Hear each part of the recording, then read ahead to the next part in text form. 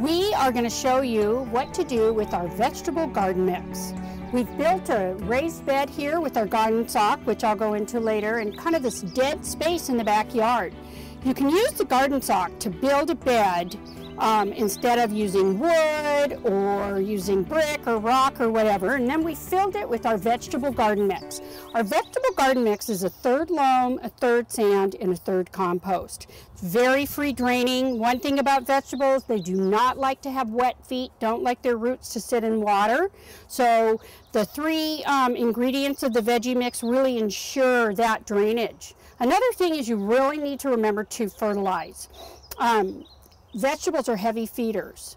They're going to produce a fruit for you or a vegetable, and they have one season to do it in, and they need a lot of nutrients. So it's really important. So we're going to go ahead and get started planting. I have some vegetable starts here that we'll kind of lay out to give us an idea of what we like, how we want it to look. We'll probably start with the corn. Seems like the corn would look really cool growing up against the back there of the bed. They give it the fence to lean on and to grow against. That would work really well. So then we are going to look at what we have in some squash, and this squash is going to want to go crazy. One thing about squash, you can plant it and you can let the leaves go over and way out into the yard. The leaves don't need to be in the soil. It kind of just encourages rot anyway, so it's better to have them, going out into your landscape if you can. We have some healthy vegetable starts that we got from a local nursery here, and I'm going to show you how to plant these. You can always buy seed and plant everything by seed. That works too. If you want to bypass that whole part, or if you don't have a greenhouse, go ahead to your local nursery and buy some vegetable starts.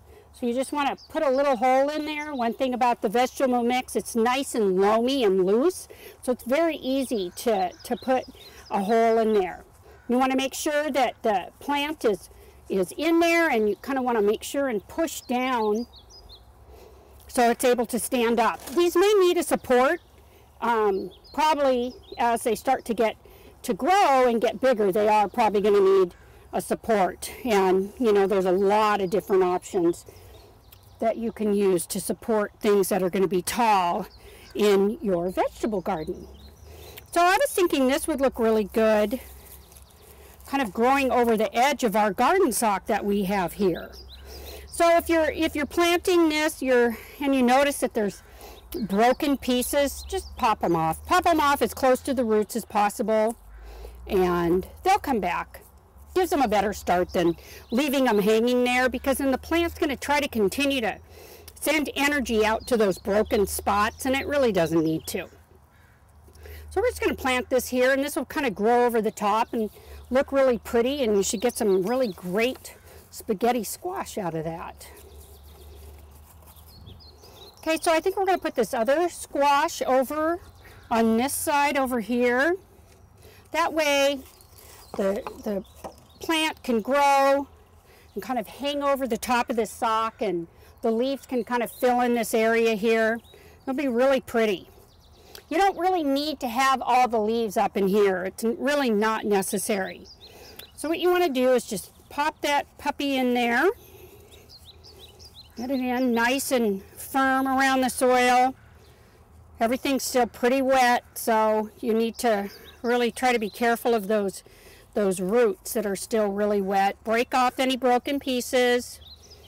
Don't be afraid, it'll come back. A lot of these are just your initial leaves anyway. So there we go. There we go.